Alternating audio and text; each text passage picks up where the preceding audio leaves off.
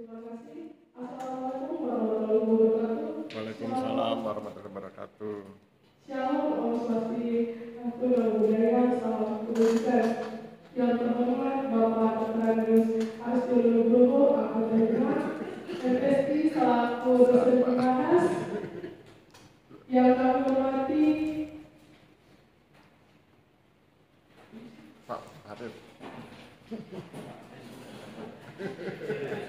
Yang kami hormati Bapak Petrus Abdul Haris Farid selaku dosen pembimbing 1. Yang kami hormati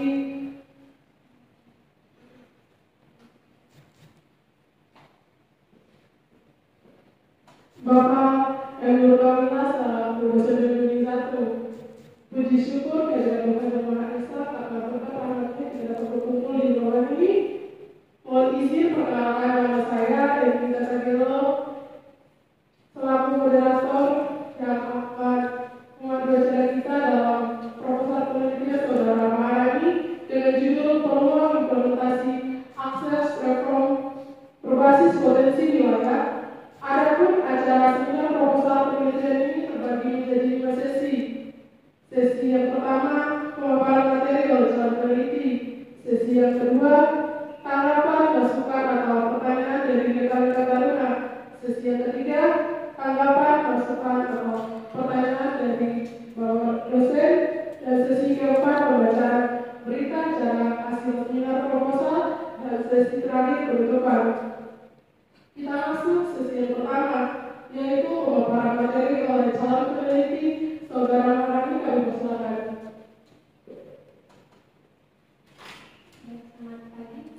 Selamat pagi.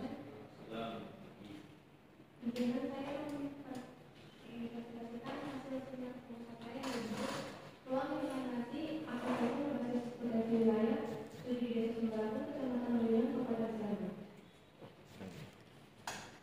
Di sini ada latar belakang yang dimana peluang Sumberlaku bagi masyarakatnya mata pencariannya adalah petani, tentu itu membahas UMKM usaha kecil menengah seperti pengrajin tempe, kerajinan bambu dan lain sebagainya. Selain itu, pengembangan ilmu akses terhadap UMKM dan juga pemanfaatan akses digital, yang dimana memanfaatkan potensi fisik dan logistik daerah Sumberlaku. Rencana pengembangan akses itu bisa kita lihat dari potensi fisik yang dimiliki oleh desa Sumberlaku, yaitu dapat dikembangkan berbagai jenis permasalahannya, dapat ditanami berbagai jenis tanah seperti pariwisata, hortikultura, dan pangan. Yang sangat sesuai dengan pertanyaannya, walaupun masih ada hal yang bisa dilihat dari potensi fisiknya, sedangkan potensi fisik yang dimiliki desa Sumberlaku berupa kesenian, sumber daya manusia, dan sebagainya yang memiliki potensi ini. Potensi fisik yang lain seperti kesenian jatian, kesenian penopak, dan kesenian kerawitan yang dimiliki oleh desa Sumberlaku. Untuk selanjutnya, di sini ada rumus masalah dan tujuan. Yang pertama, bagaimana potensi wilayah di desa Sumberlaku untuk kegiatan sosial. Yang kedua, bagaimana masyarakat desa memanfaatkan potensi wilayah. Dan yang ketiga, bagaimana peluang implementasi program akses di desa Sumberlaku. Tujuan dari penelitian ini untuk mengetahui analisis mendalam terhadap potensi wilayah yang ada di desa Sumberlaku terkait dengan kegiatan program akses dan mempelajari pada lingkungan masyarakat Sumberlaku dan mengetahui pemanfaatan potensi wilayah serta mengidentifikasi peluang implementasi yang berjalan saat kegiatan program akses di Sumberlaku. Selanjutnya ada penelitian terbaru yang pertama Ferdian September dan kawan-kawan pada tahun 2022. Penelitian ini berjudul implementasi pembangunan agraria dan pengelolaan sumber daya alam pada akses di Kabupaten Kabupaten Lombok. Untuk yang kedua, Muhammad Yosef Tiadi Maksimal Manani tahun 2022. Penelitian berjudul penyusunan rencana akses penanaman akses agraria berdasarkan potensi wilayah tambahan dalam rangka meningkatkan kesejahteraan masyarakat. Studi di Kelurahan Poso, Kecamatan Pacitan, Kabupaten Bandung. Untuk yang ketiga, ada Alfian tahun 2022. Penelitian ini berjudul efektivitas pengelolaan dan keuangan di desa atau BUDES terhadap kesejahteraan ekonomi masyarakat di Kabupaten Sulawesi Selatan, Kabupaten Bandung.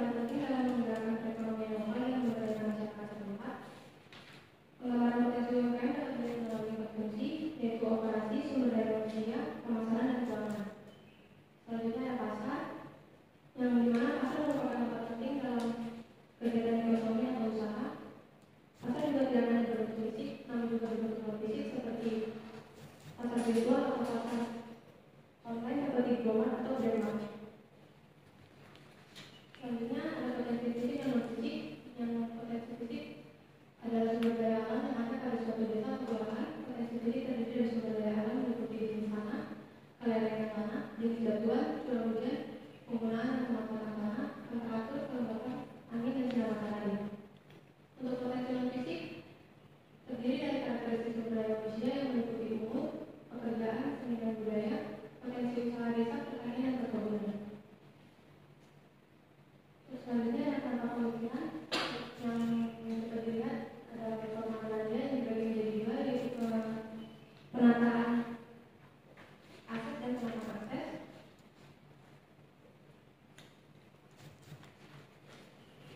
Yang dimana yang akan diteliti adalah penataan akses yang dapat dilihat potensi wilayah desa itu dibagi menjadi dua potensi, yaitu potensi fisik dan non fisik. Kemudian potensi UMKM yang ada di desa tersebut dan jenis kegiatan usaha yang telah dilakukan oleh masyarakat desa atau sudah dijalankan oleh masyarakat desa. Kesimpulan dari pemantauan potensi fisik dan non fisik adalah hasil dari melakukan penelitian tersebut. Selanjutnya ada pertanyaan penelitian yang bertujuan untuk mengetahui rencana pengembangan reforma akses berbasis potensi fisik dan non fisik serta jasa dan usaha kegiatan di desa Sumberlabu. Yang pertama mengenai potensi wilayah desa Sumberlabu untuk melakukan akses reform. Yang kedua, bagaimana potensi fisik dan non fisik yang dimiliki desa Sumberlabu dapat dikembangkan dalam akses reform. Yang ketiga, bagaimana kegiatan potensi UMKM di desa Sumberlabu dimanfaatkan masyarakat dalam pengembangan akses reform. Yang keempat, bagaimana peluang moderasi akses reform digunakan untuk mengembangkan potensi wilayah yang terdapat di desa Sumberlabu. Dan yang kelima, bagaimana mengatasi permasalahan yang dihadapi oleh pelaku usaha masyarakat di desa Sumberlabu dalam meningkatkan potensi fisik dan non fisik. Selanjutnya ada format penelitian yang digunakan dalam metode penelitian ini adalah kualitatif yang berdasarkan deskriptif dan lokasi penelitian yaitu di desa Sumberlabu bersama Pembimbingan Kabupaten Sleman. Di sini ada jenis sumber dan dari pengumpulan data, yaitu data primer dan data sekunder. Untuk teknik analisis data ada observasi, wawancara, dan studi dokumen dan teknik analisis deskriptif. Yang dimana teknik analisis deskriptif merupakan teknik analisis data yang menggunakan penelitian ini dengan menjelaskan secara logis hasil dari observasi, wawancara, dan studi dokumen. Sekian dari pemahaman saya.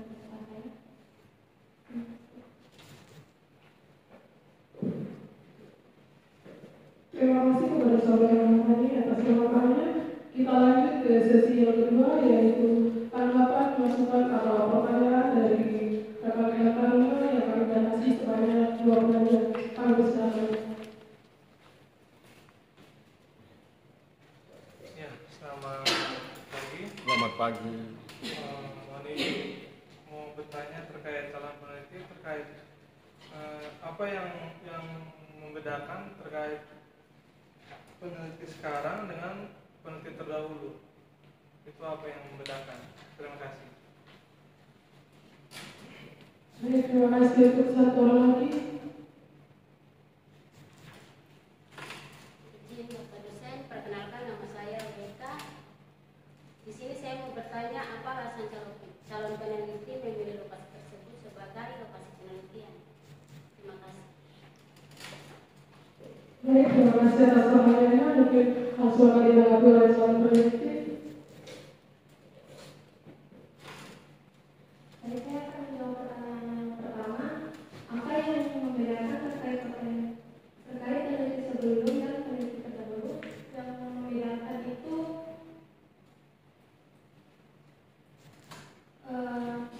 di tahun, judul, dan lokasi penelitian. Untuk yang kedua, alasan memilih lokasi tersebut karena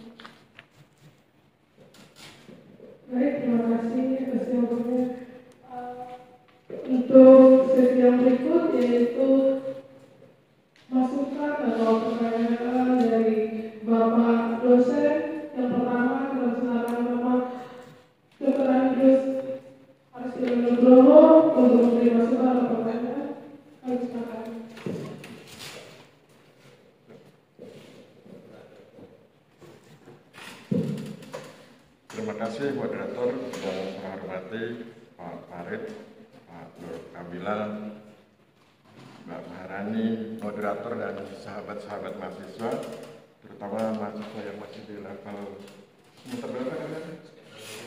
Semester 2, nanti semester 3 ketemu saya. Nanti semester 3 ketemu saya di mata kuliah Sosiologi Agraria, mata kuliah yang mengkritisi semua kegiatan, termasuk kegiatan reforma agraria. Pertama saya ingin mengkritik Mbak Maharani mengenai teknik presentasinya, teknik bicaranya, public speakingnya. Pertama, Anda harus melihat kami. Jangan hanya melihat slide. Kalau Anda lihat terus slide, kami pulang Anda nggak tahu. Begitu Anda nengok, wassalam, sudah nggak ada orang. Maka kemudian harusnya Anda duduknya di situ, bukan di samping. Ya. Jadi nanti kalau ujian Anda duduknya di situ menghadap kami. Dan tayangan itu bukan untuk Anda. Tayangan itu untuk kami. Kan Anda sudah menguasai betul materinya sehingga tayangannya buat kami, bukan buat Anda. Ya. Jadi Anda nggak boleh baca tayangan. Kemudian slide itu harus PowerPoint. PowerPoint itu bukan merek tertentu ya. PowerPoint itu teknik menyajikan pointer-pointer yang powerful. Powerful itu artinya bisa mempengaruhi kita. Coba buka di slide pertama, latar belakang. Nah, tidak powerful, kan? Tidak PowerPoint dan tidak powerful. Maka harus PowerPoint dan harus powerful, bisa mempengaruhi kami. Karena kan sebetulnya Anda sedang mencoba mempengaruhi kami yang hadir, bahwa ini loh pendapat saya, mohon disetujui, kira-kira begitu ya. Jadi itu, oke, itu kritik presentasi. Nanti kalau seminar hasil penelitian harus sudah bagus ya, teknik presentasinya, teknik public speakingnya. Kemudian sekarang saya mulai masuk ke isunya. Kalau saya perhatikan, judulnya ini kan peluang implementasi akses reform berbasis potensi wilayah. Studi di Desa Sumber Agung, Kecamatan Mayudan, Kabupaten Sleman. Isu utamanya adalah peluang implementasi. Ya, itu isu utama. Dalam hal apa? Dalam hal akses reform. Konteksnya apa? Konteksnya adalah pemanfaatan potensi wilayah. Maka kemudian seperti biasa saya selalu menggunakan teknik analisis hulu hilir ya. Mulai dari input. Inputnya apa? Inputnya potensi wilayah. Outputnya apa? Outputnya adalah peluang implementasi akses reform. Outcome-nya apa? Outcome-nya adalah implementasi akses reform. Pertanyaan menariknya adalah bagaimana dengan prosesnya? Nah, prosesnya itu tidak dijelaskan di proposal ini. Tidak diteliti oleh peneliti tentang bagaimana proses agar sesuatu yang awalnya potensial menjadi aktual. Nah, ketika aktual itu menjadi peluang, gitu ya. Itu yang tidak diteliti, bagaimana caranya mengubah potensi menjadi peluang. Pertanyaan menariknya adalah, apakah pemanfaatan potensi wilayah sudah dianggap sebagai proses menciptakan peluang? Karena kalau kita lihat di rumusan masalahnya kan ada 3 itu ya. Rumusan masalahnya kan potensi wilayah, pemanfaatan potensi wilayah, dan peluang implementasi. Sehingga kalau kita lihat dari rumusan masalah dan nanti dikonfirmasi di kerangka teoritik, nampak bahwa calon peneliti sudah beranggapan bahwa pemanfaatan potensi wilayah itu sudah bagian dari menciptakan peluang. Padahal secara teoritik belum. Pemanfaatan potensi wilayah itu bukan bagian dari menciptakan peluang. Untuk menciptakan peluang itu ada tekniknya, ada treatmentnya, ya. Maka itu menjadi penting untuk nanti dibahas. Mari kita lihat di kerangka teoritik.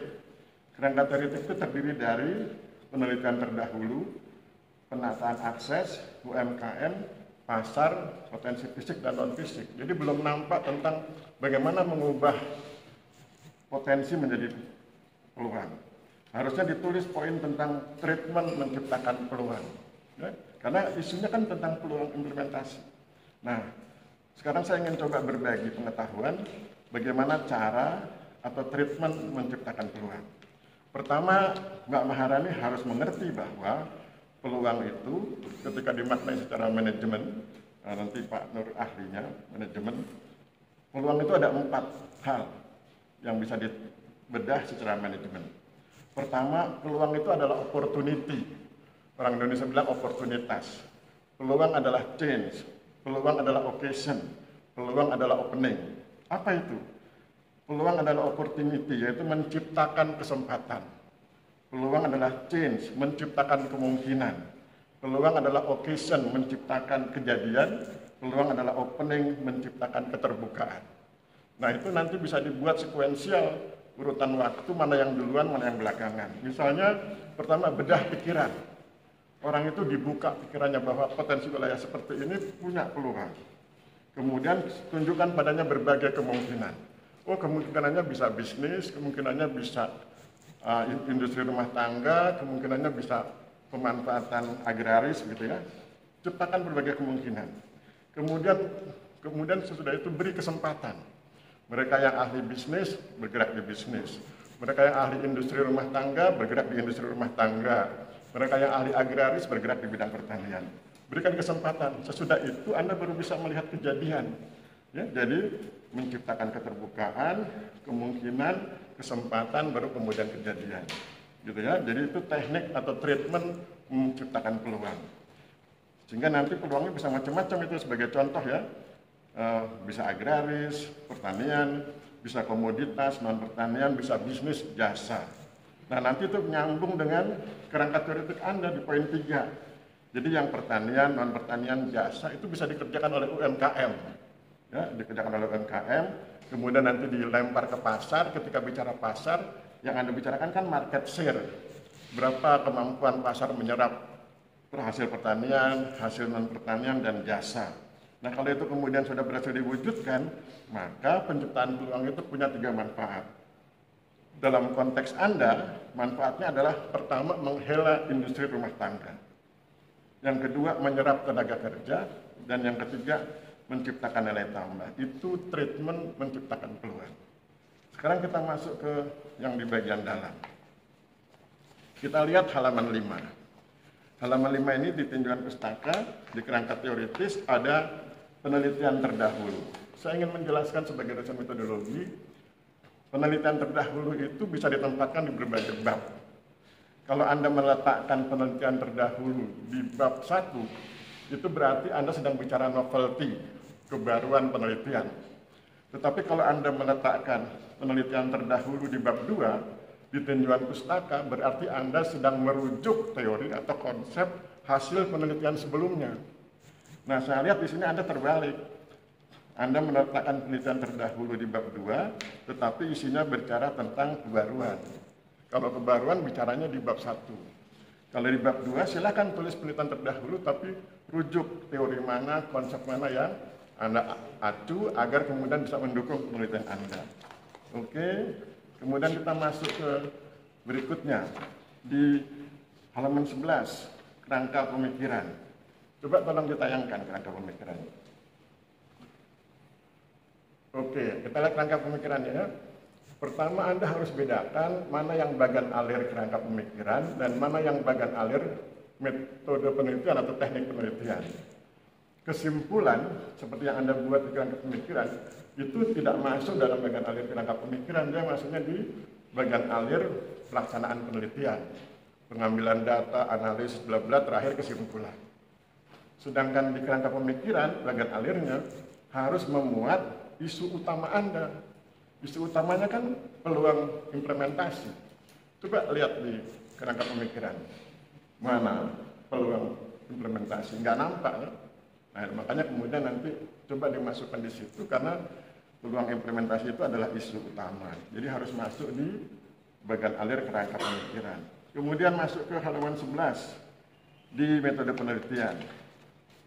Sejak di halaman 13 kan Anda sudah bilang bahwa metode penelitiannya adalah metode penelitian kualitatif dengan pendekatan deskriptif. Maka Anda harus konsekuen dengan metode yang Anda pilih itu, karena bebas. Anda boleh kualitatif, boleh kuantitatif.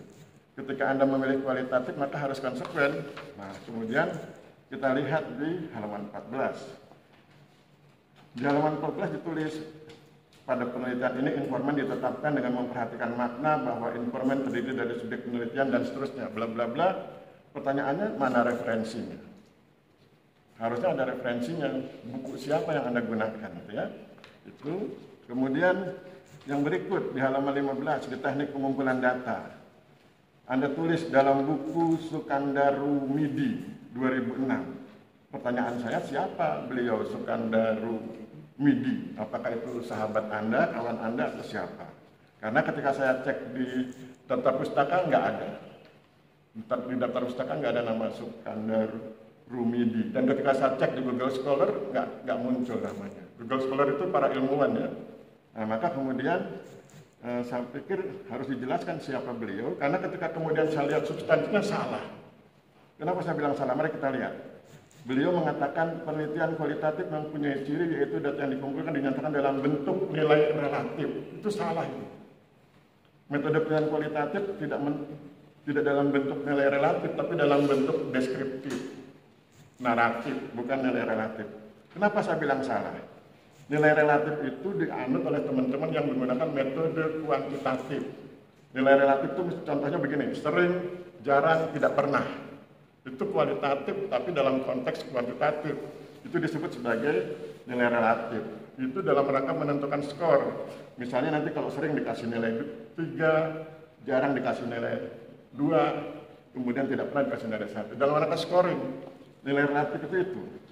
Sedangkan di kualitatif itu dalam bentuk deskriptif atau naratif. Kemudian yang salah berikutnya adalah hasilnya bersifat objektif. Salah.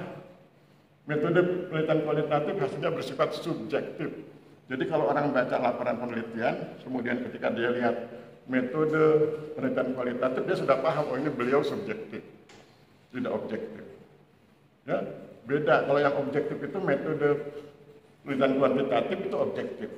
Kalau kualitatif subjektif. Apa maksudnya subjektif? Beliau berpihak, peneliti berpihak. Berpihak pada siapa? Berpihak pada yang benar versi peneliti. Gitu ya. Jadi itu bedanya kualitatif sama kuantitatif. Kemudian berikut di halaman 17. Di halaman 17 bicara tentang teknik analisis. Kemudian ketika saya refer, itu punya Sugiono 2020 halaman 147, itu terlalu singkat, terlalu umum yang kamu refer itu. Kenapa? Karena harusnya kalau Anda menggunakan metode penelitian kualitatif, teknik analisisnya adalah thematic analysis. Ya, tidak seperti yang Anda tuliskan dari mulai berdasarkan teknik pengumpulan itu kan yang Anda rencanakan di lapangan. Nah, yang Anda rencanakan di lapangan harus berbasis literatur, harus berbasis metodologi yang sudah disampaikan oleh beberapa metodolog. Maka kemudian harus ada rujukan literaturnya, harus jelas. Maka kemudian kalau Anda memang menggunakan metode penelitian kualitatif, Anda harus menggunakan thematic analysis. Nggak ada pilihan lain karena itu memang teknik yang disiapkan untuk teman-teman yang menggunakan metode kualitatif. Saya pikir demikian, selebihnya saya pikir sudah bagus. Mudah-mudahan nanti lebih bagus lagi ketika seminar laporan hasil penelitian ya. Saya pikir demikian, terima kasih. Saya kembalikan pada moderator. Baik, terima kasih Bapak. Untuk yang berikut akan dilanjutkan oleh Bapak Dr. Haris Arif. Silakan.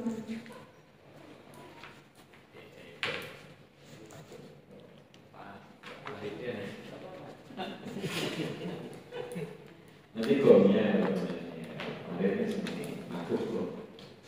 Bismillahirrahmanirrahim. Assalamualaikum warahmatullahi wabarakatuh. Waalaikumsalam warahmatullahi wabarakatuh. Selamat pagi dan salam sejahtera untuk kita semua. Yang saya hormati Pak Haris Sugiono dan Pak Arif. Apa yang ditulis oleh saudara calon peneliti hari ini sebelumnya saya sampaikan mengapresiasi ya, saudara sudah berani berdiri di depan minimal mempertanggungjawabkan ide, gagasan dan tulisan saudara. Itu adalah memang ada satu langkah yang positif ya. Ketika banyak mahasiswa atau taruna yang mungkin ngeper duluan gitu ya, banyak minder mentalnya secara mental udah gak kuat duluan ya. Nah, saya mengapresiasi itu. Baik, saudara Mahir nih, saudara mengambil satu satu penelitian yang mengangkat isu tentang bagaimana potensi wilayah bisa diangkat sebagai satu peluang implementatif terhadap akses reform ya, untuk penerapan akses reform di sana. Ini sebenarnya saudara ada dua fungsi yang saudara lakukan.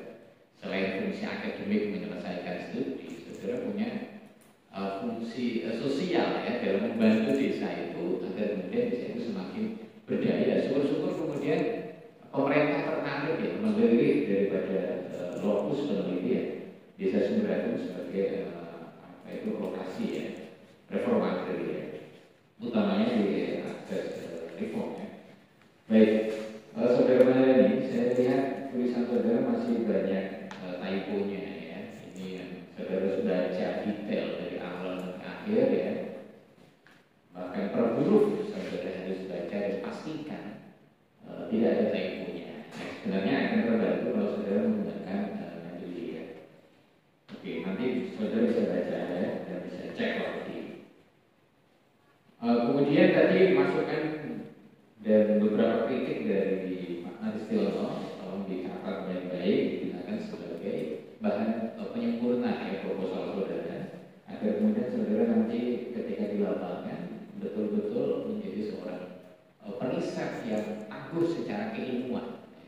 Bukan hanya saudara berani untuk terjun, tapi saudara dibekali oleh satu ketangguhan teoritik tentang apa yang sedang saudara teliti.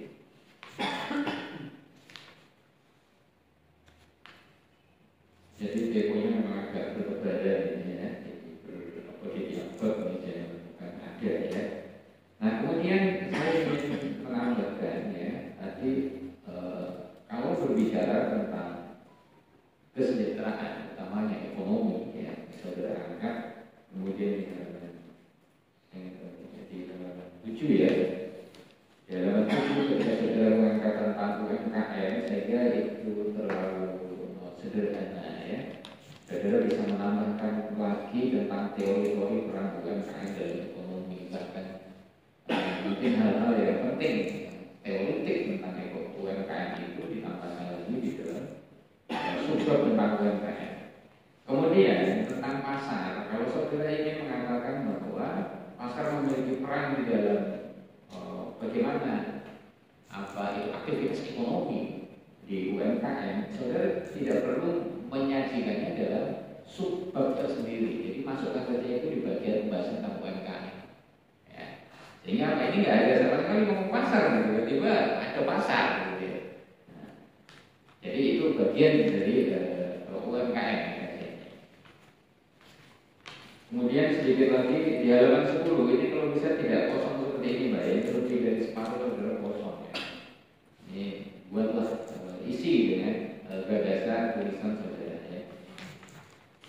Nah kemudian terkait dengan kerangka pemikiran, jadi saudara perlu betul-betul melihat bagaimana kajian-kajian penelitian terdahulu yang berbicara tentang kesamaan dengan apa yang ingin saudara angkat ya. Sehingga rumusan daripada kerangka pemikiran ini menjadi betul-betul valid ya, betul-betul representatif terhadap ide dan gagasan pemikiran saudara. Kemudian sumbernya itu saudara bisa tulis, kemudian modifikasi dari penelitian bla bla bla tahun berapa. Itu untuk menunjukkan bahwa kerangka pemikiran saudara ini sebenarnya ya saya tidak mengatakan artinya memiliki pijakan riset sebelumnya ya. Dan yang saudara lakukan adalah melakukan penyempurnaan. Kemudian di pertanyaan penelitian mungkin saya sarankan saudara menambahkan tentang peran pemerintah dalam peningkatan pemanfaatan potensi ya. Atau peran pemerintah dalam penggalian potensi juga bisa. Perannya gimana nih? Itu bisa digali nanti yang terkait dengan kesejahteraan masyarakat. Itu kemudian di metodologi penelitian, teknik analisis data itu saudara perlu jabarkan ya bagaimana tahapan-tahapannya ya, sehingga peneliti tidak mengalami kebingungan ketika melakukan analisis data. Kemudian terakhir saya kira di lampiran ya, saudara bisa melengkapinya ya dengan apa itu kalau disebut kuesioner wawancara dengan informal lainnya. Kemudian dilengkapi dengan panduan observasi. Yang mau saudara observasi apa? Itu saudara juga perlu untuk menentukan. Seorang periset tidak boleh datang dengan tangan kosong. Dia harus minimal separuh perencanaannya. Dia ngerti apa yang akan diamati. Kemudian terkait juga dengan panduan dokumentasinya. Apa yang Kira-kira apa nih dokumentasi yang akan saudara telusuri, saudara gali untuk kemudian bisa membantu dalam analisis penelitian saudara? Mungkin begitu ya. Terkait dengan presentasi tadi memang benar ya saudara.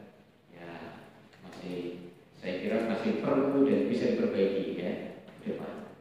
Demikian kurang lebihnya. Maaf. Assalamualaikum warahmatullahi wabarakatuh.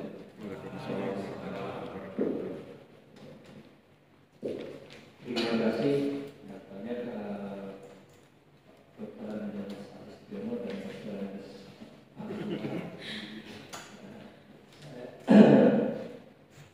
ada beberapa.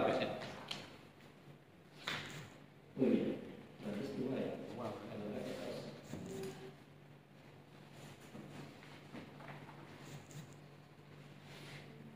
Tadi sudah banyak di dibenahi oleh Pak Aris, terutama metodologinya dan Pak Ambul tentang substansinya. Nah, saya akan bisa yaitu Anda banyak sekali saya melihat menulis duplikat tetapi di daftar pertamanya tidak ada. Kayak Kosim Roseha itu ingat? Kosim Roseha. Ada Kosim Roseha? Itu sudah meninggal loh Kosim Roseha. Oh, 2019.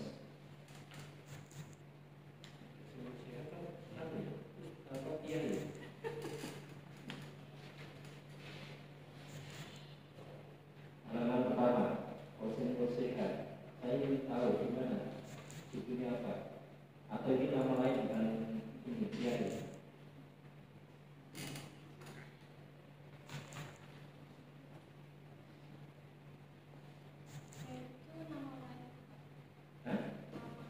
Nama dia itu di daftar pustaka di mana?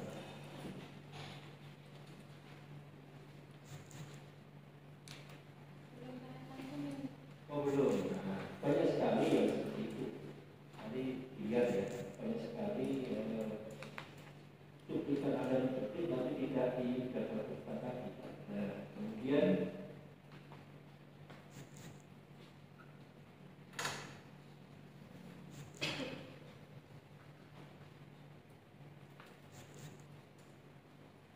Anda memiliki tentang peluang implementasi akses reform, peluang dari pelaksanaan akses reform. Kalau kita melihat peluang berarti tadi harus melihat peluang tapi berbagai macam peluang. Nah, kalau melihat peluang berarti akan entrepreneur dia.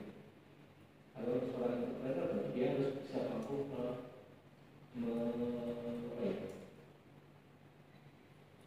melihat peluang meskipun sekecil apapun dia bisa menerobos.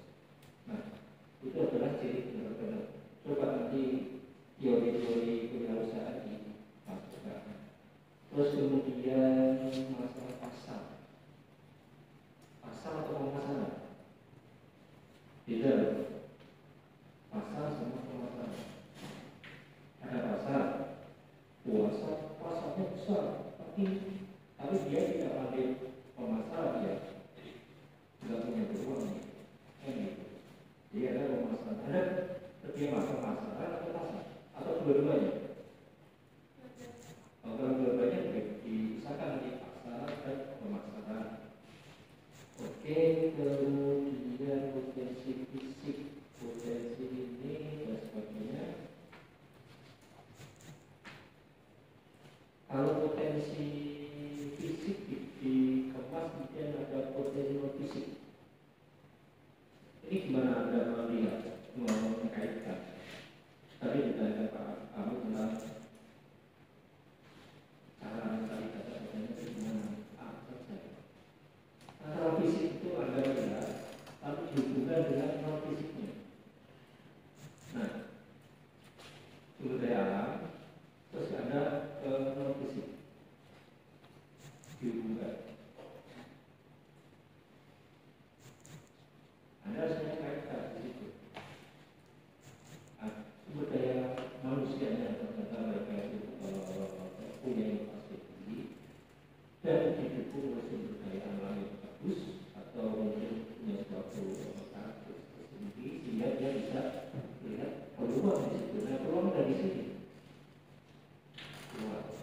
Oke.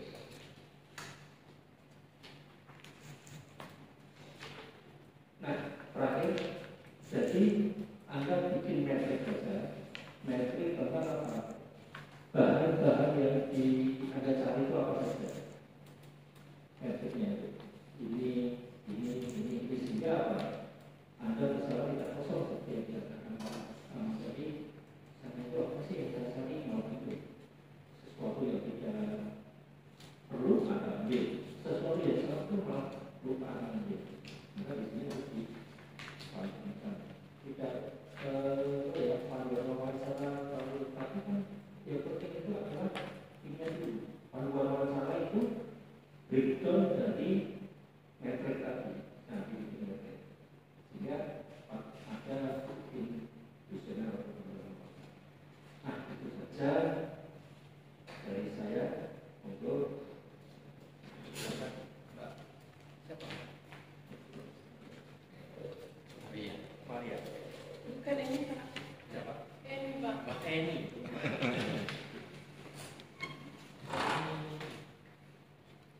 SN juga. Baik, terima kasih kepada para dosen yang telah memberikan tambahan, masukan dari masalah penelitian yang akan dilakukan selama peneliti. Kita masuk ke sesi keempat, yaitu pembacaan berita acara hasil sidang proposal penelitian saudara Marani oleh tim dosen. Kepada tim dosen kami persilakan.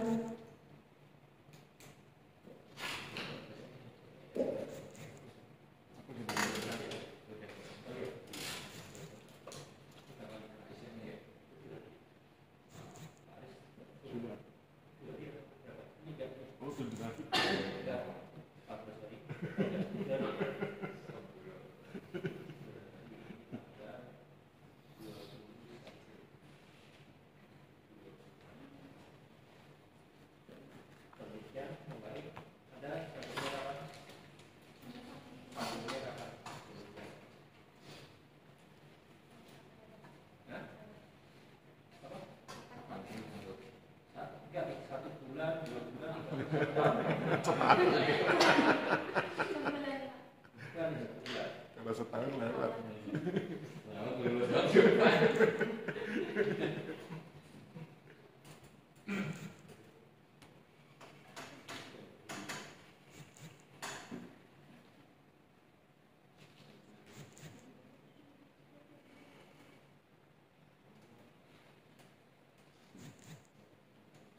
Sebagai penguatan pembahas karena tadi bahasanya banyak.